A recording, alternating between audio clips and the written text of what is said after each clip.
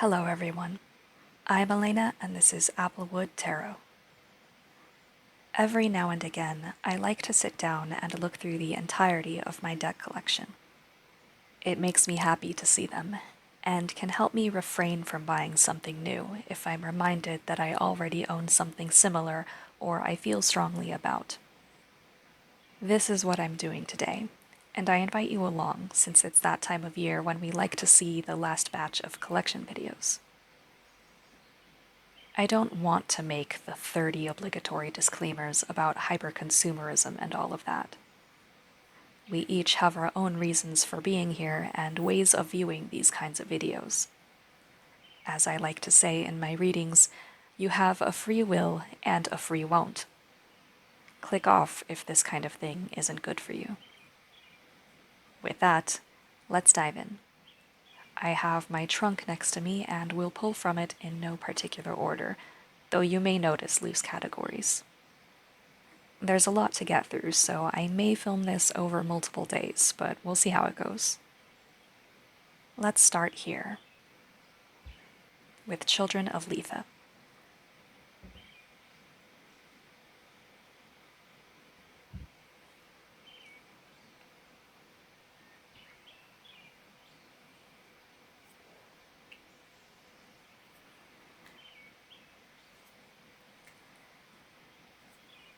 This is an indie deck with a focus on animals and fae spirits, which I both love. The art style is gorgeous. Its hermit is one of my favorites.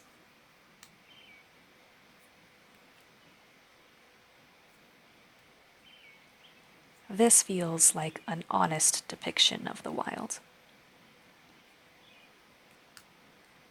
It may not be quite how humans experience it, but I imagine if you were of the wild as well, these are the kinds of things you would see, including the fae.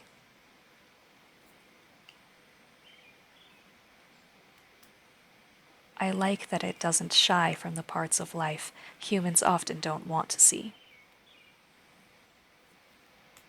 It's good to be reminded that in order to live, we must consume life. It isn't something to be ashamed of or feel guilty about, but it's important to remember so we stay respectful of the process and life in all its forms.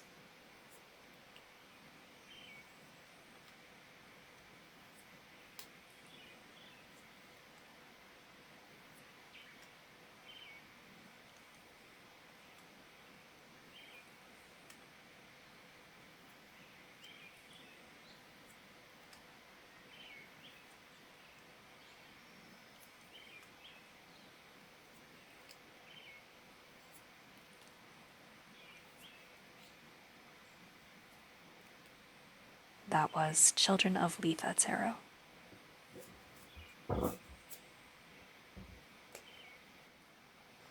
Now for its sister deck,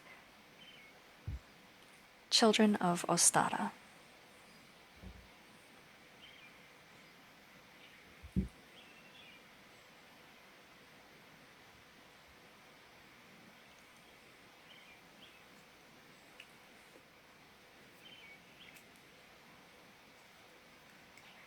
It has plants where Letha has animals. I'm more of an animal person, but I do like plants, even if I can't keep them alive. So it was a pleasant surprise to find that I could not only identify many of the species in here, but also still understand the cards themselves. All credit goes to the creator. I've seen so many beautiful botanical decks, but more often than not, they don't speak to me. Though, to be fair, I also pass on most animal decks I've seen for one reason or another. So maybe it's Zia Hunt's perspective I'm able to connect with.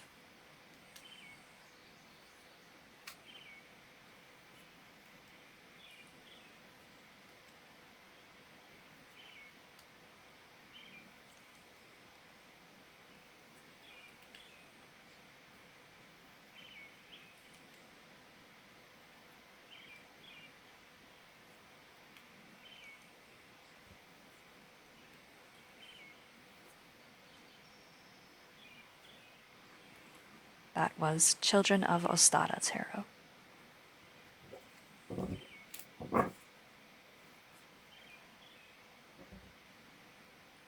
Next is The Whisper of Stars and Garden.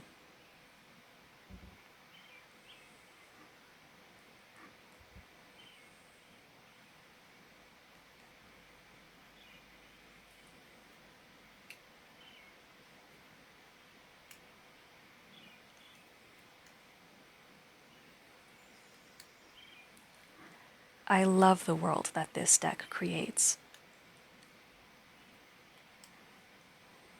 I feel I almost recognize the characters and stories that live here.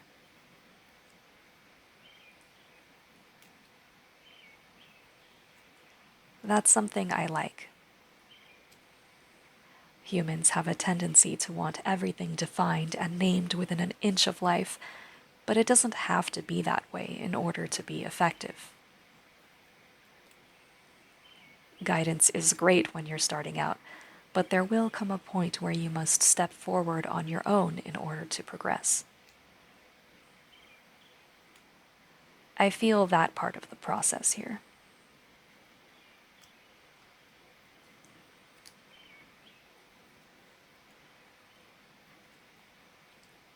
I don't know the intent behind this deck's creation, but it feels like a particular brand of occult. My instinct is to not speak on it too much. I have thoughts I feel should be kept private.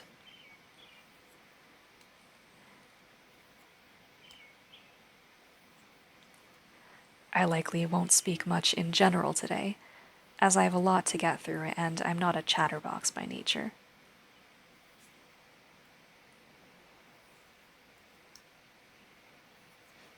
This is another indie deck, by the way.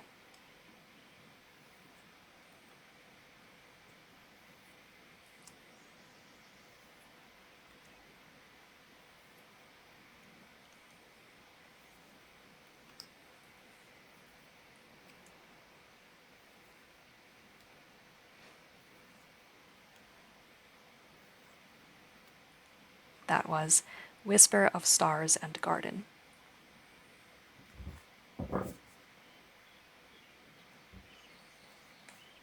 Next, I have the Fairy Tale Oracle.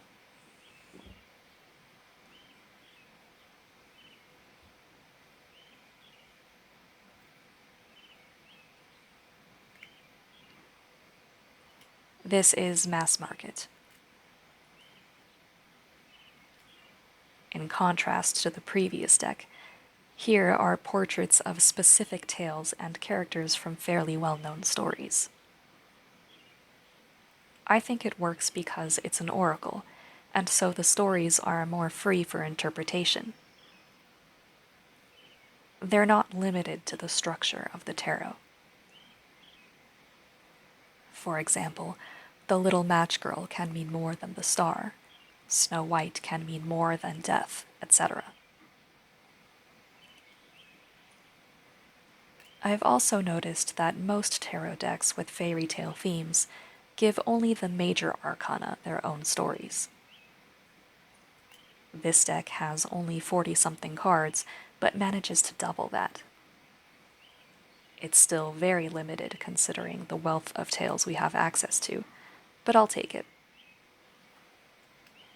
That was Fairy Tale Oracle.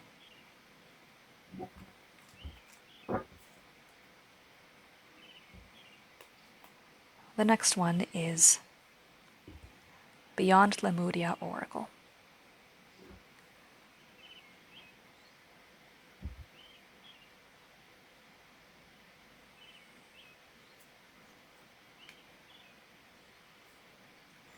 I've called this and the following deck Lisa Frank for Grown-Ups.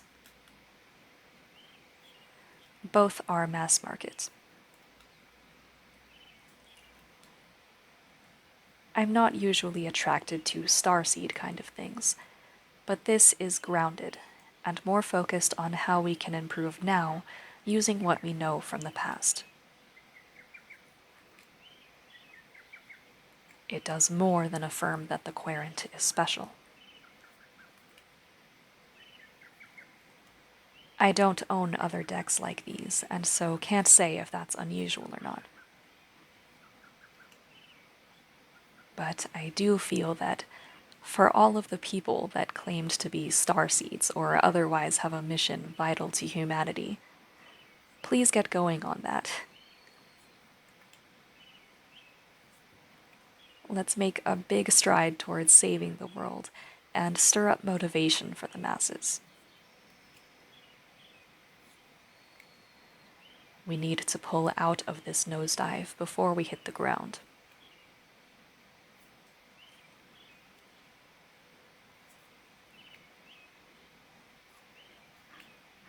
That was beyond Lemuria.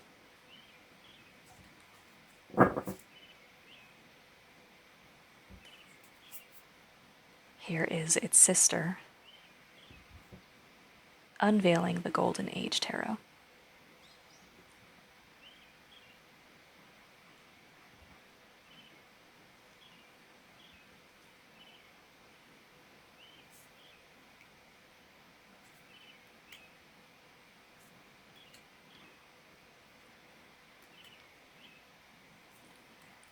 I've said before that this deck is easy for me to understand, but I wouldn't recommend it to beginners unless the art really calls out to you.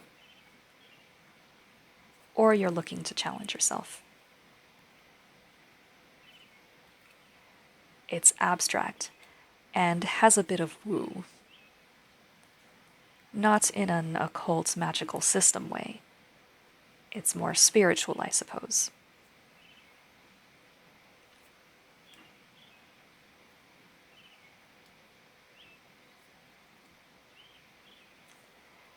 If you like path working or meditating with cards, the guidebook offers help with that.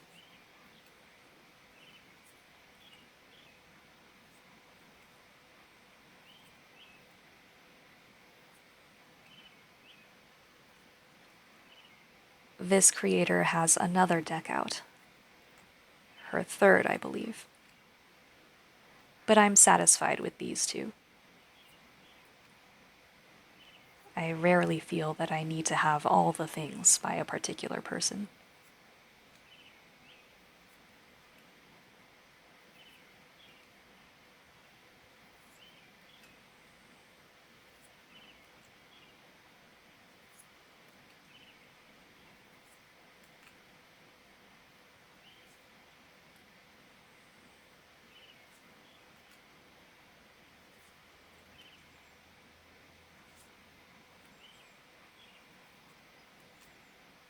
That was Unveiling the Golden Age Tarot.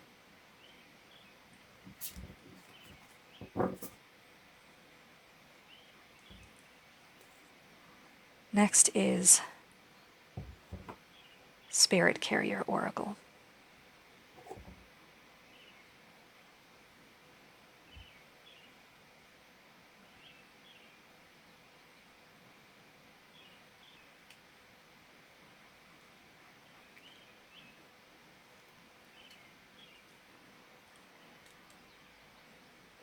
This is the one and only Kickstarter deck I've backed. I do not know if it's still available to buy.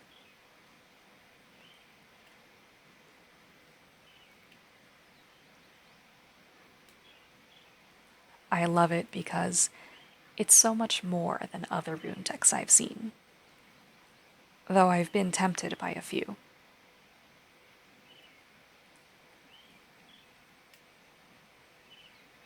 It's funny because it probably should be considered earthy, due to all of the crystals, wood, and whatnot.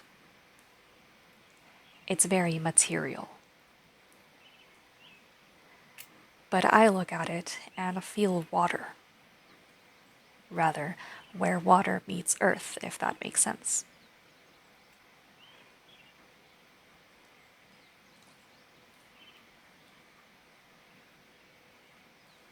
It's a very particular vibe that I can't quite put to words.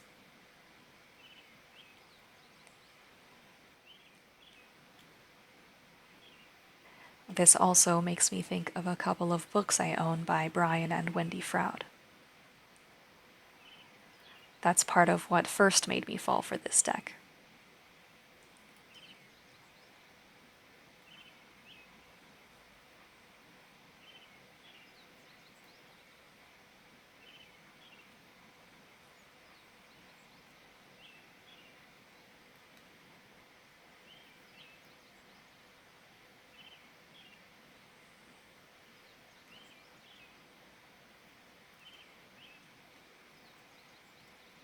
That was Spirit Carrier Oracle.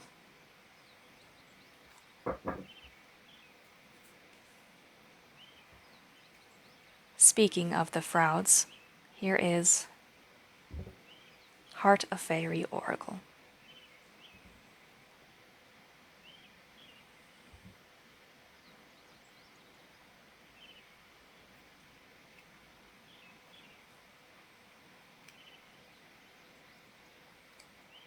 This one is out of print, but the following deck is not. I bought both secondhand many years ago, and I'm so glad I did.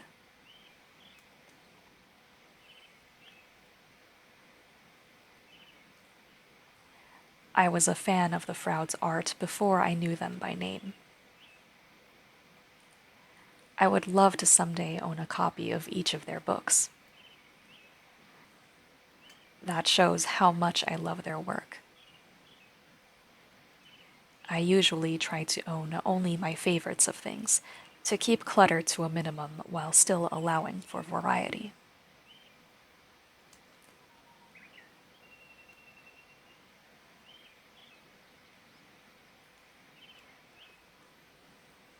Sometimes I can babble on about things, but more often than not, I can't. This makes it very difficult to do something like this. But it is what it is. Silence isn't the worst thing to put up with, no matter what some people say.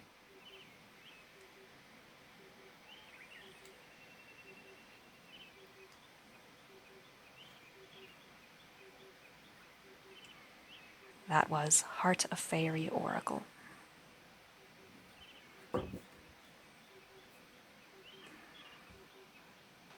Next is Fairies Oracle.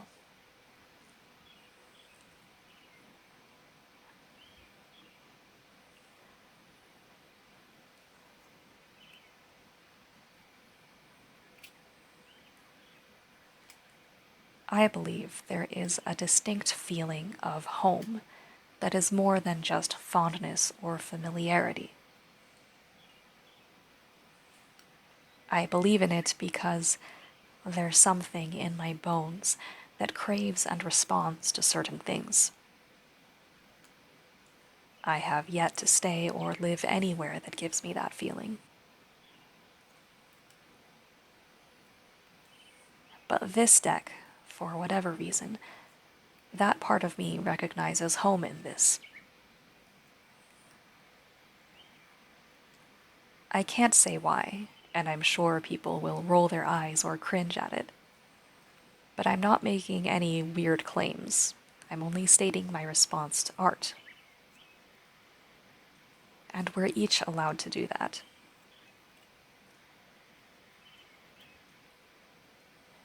In any case, these two decks are very special to me. I'll shut up about it now, and just look at the rest of it.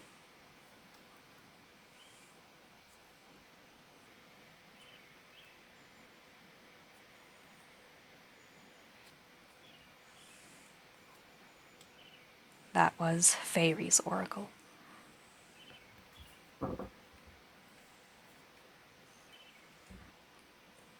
Now for Shadowscapes.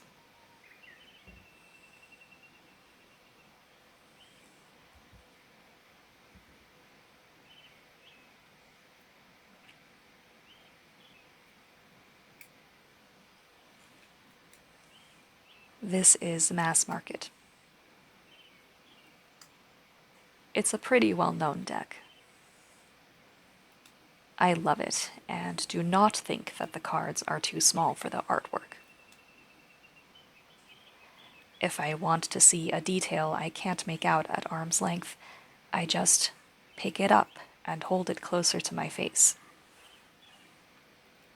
These are my cards, so I'm allowed to do that.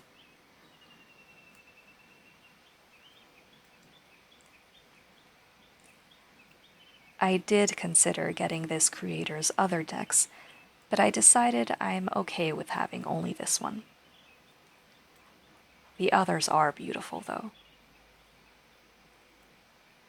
If I had fewer decks overall, I may have leaned more towards getting them.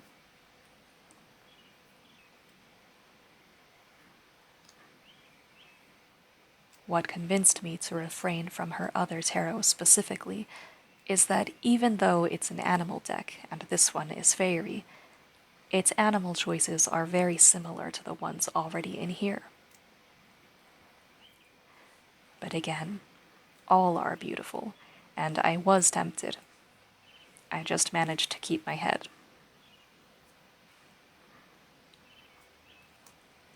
That was Shadowscapes Tarot.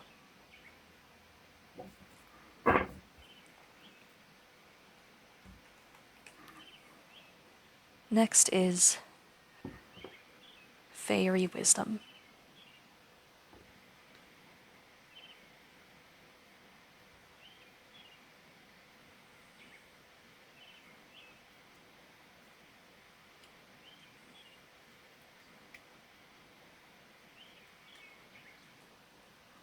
This was an impulse buy from a crystal shop that I used to live near.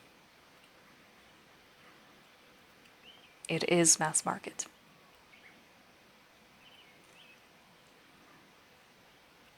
It's almost too fluffy for my taste, but I forgive it because I like the place it brings me back to.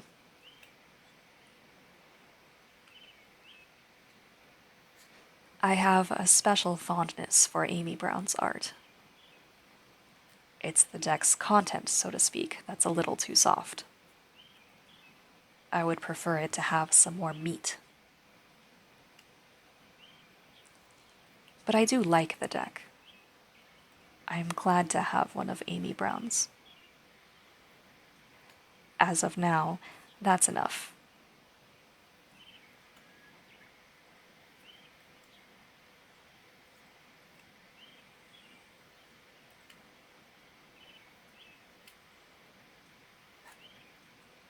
That was Fairy Wisdom Oracle.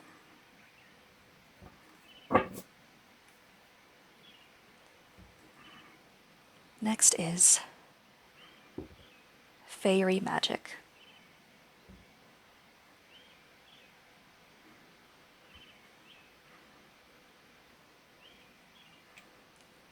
This was gifted to me. It was created as a game or a means with which to make stories. It was not intended to be used as an oracle, but that's what I do, and it works very well, even with such few cards. There are questions on the backs meant to prompt the imagination. These can help if you're stumped on a particular card's meaning when reading.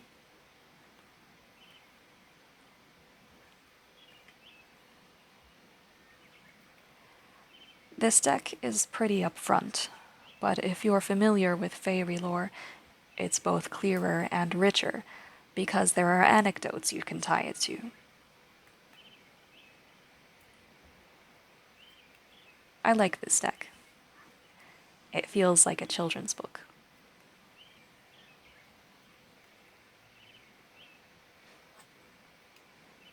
That was Fairy Magic.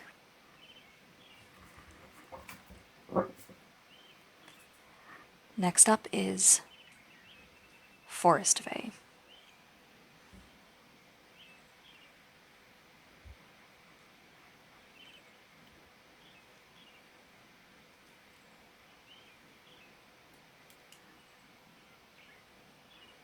It's mass market and so cute.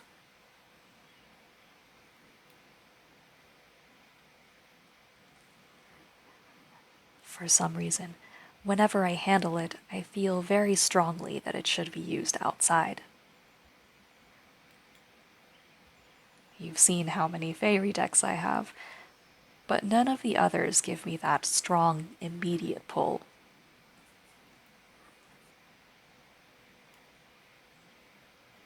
I don't get out much, but I wonder what would happen if I did take it outdoors with me.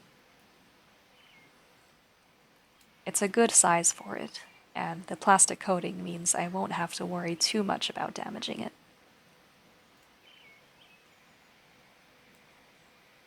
I'll experiment and see what happens. Don't expect an update. Most of my practice is private.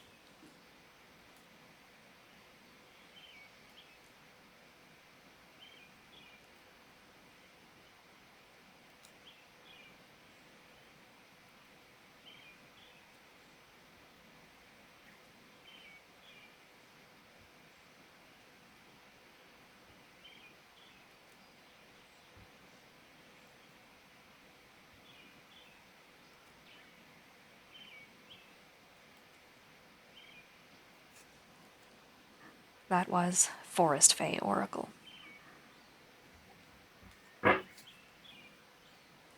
Now for Heartscape Tarot.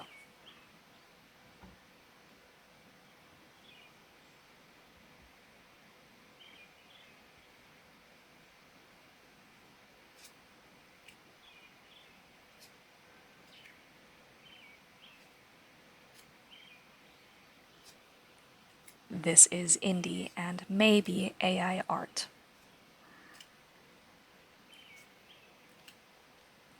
My feelings about AI need more than a couple of minutes to explain, so I won't get into it too much. But what I will say is, I actually liked how uncanny it was. The newer stuff I've seen is technically good, though little more than a pretty face. There's no soul, naturally. The trade off should be that creepy, unsettled sensation.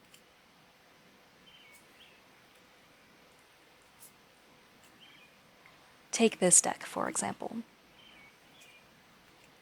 It's pretty, but disjointed, and feels like a dream world. If you are like me and dream of weird things that don't always make sense.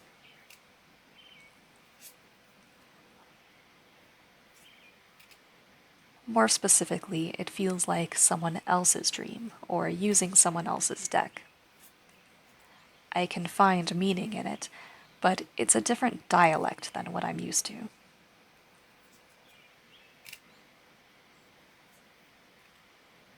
I'm glad to experience it, but for now, don't want another deck that does this.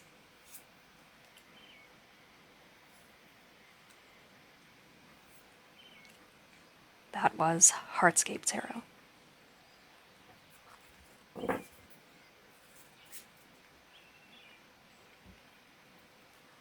Next is the original Arthur Rackham Oracle.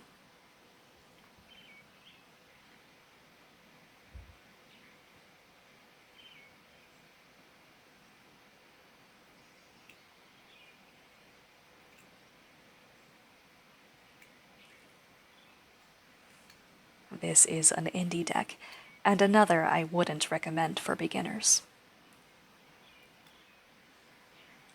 There is no guidebook, and because it's an oracle, you don't have the tarot structure to lean on when reading. However, if you're familiar with fairy tales and understanding storybook illustrations, you'll catch on easily enough, even without knowing the exact story depicted. I say this not to gatekeep, but to remind you that it's perfectly fine to admire something you don't own. Too often I've seen unboxings and such where the person looking through the deck has only a passing interest in its themes and subject matter. if even that. Their attention span is such that unless everything is spelled out for them right out of the box, they won't bother to use it. It's a shame to see, and wasteful on so many levels.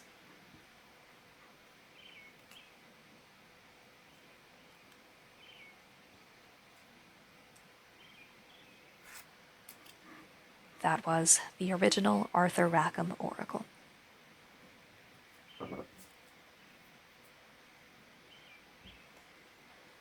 Now for John Bower Tarot.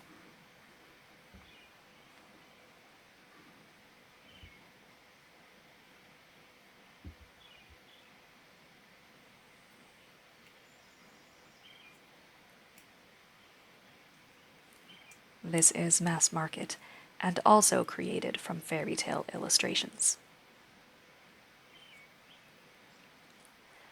I've often heard it criticized for being too confusing and unlike the Waite Smith. As if you're supposed to never stray from that imagery.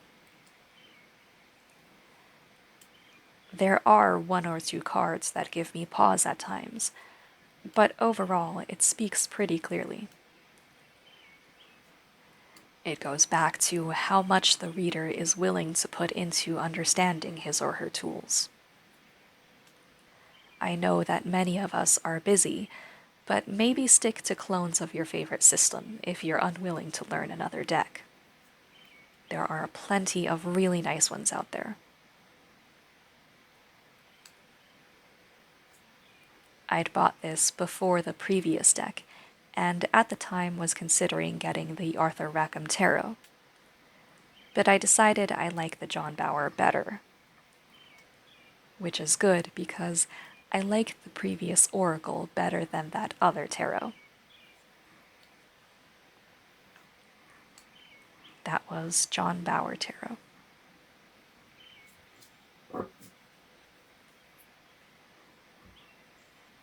Next is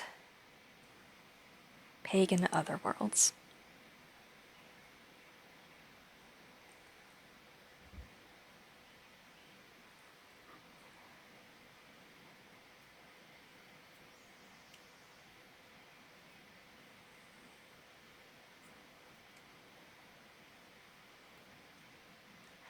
This was gifted to me earlier this year when a friend and I did a gift exchange. I still want the guidebook for it, but I think by this point I may wait until after the holidays to order it.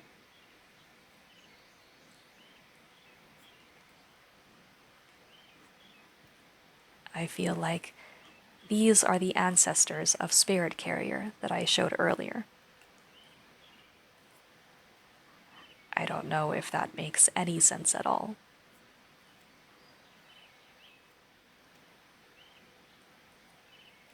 It's like this is a very real place that's somehow bleeding into our world. I should recognize it, even though it looks nothing like where my people are from.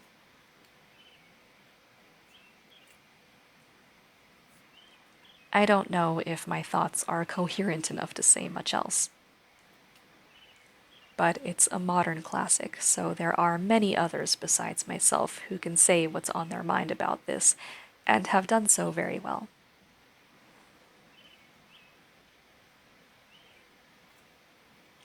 That was Pagan Otherworlds.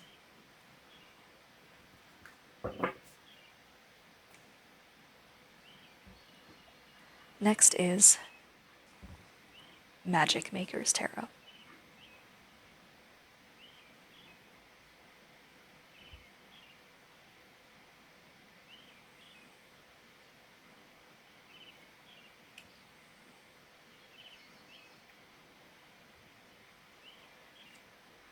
To my knowledge, this is Paulina Fay's latest deck. It is mass market. She has a couple I've gone back and forth over whether or not to get.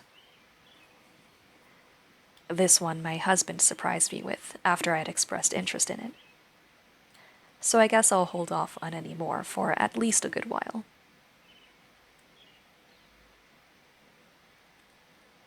I do have a book of hers called The Secret Language of Trees. It came with music I hear whenever I look through this. I haven't heard the rest of her stuff, but what I have is very relaxing and ethereal. So if you want to check out Paulina Faye's music, look her up.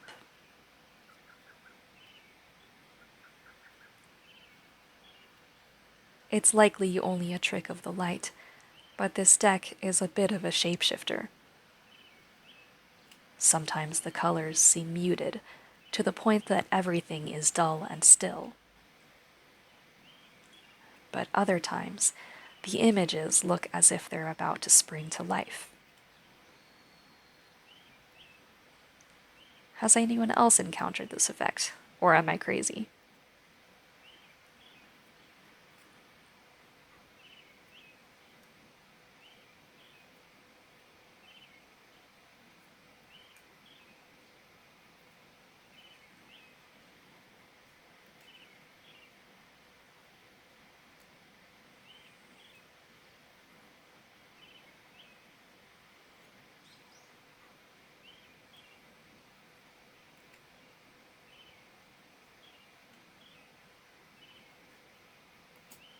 That was Magic Maker's Tarot.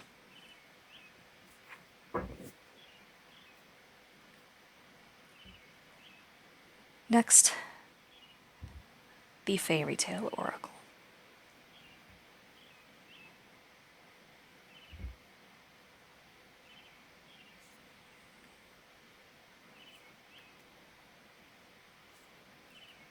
If you've been paying attention, yes, I have already shown a deck with that name. Consider them twins if you like. Though this one is indie, I believe.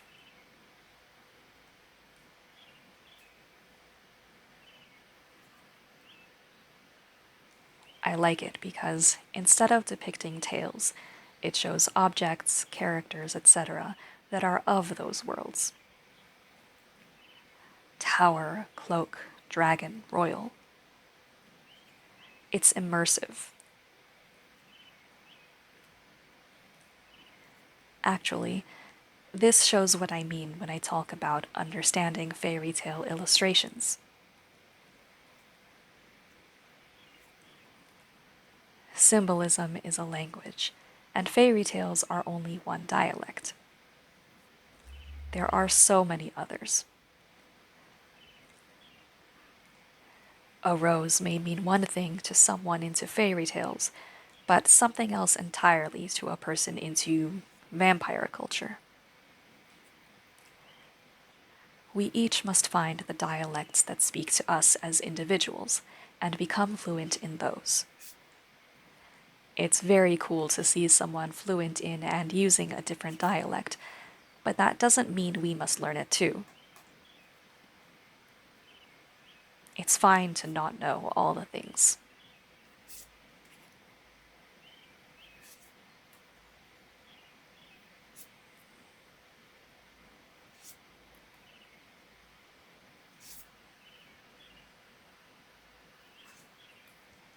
That was Fairy Tale Oracle.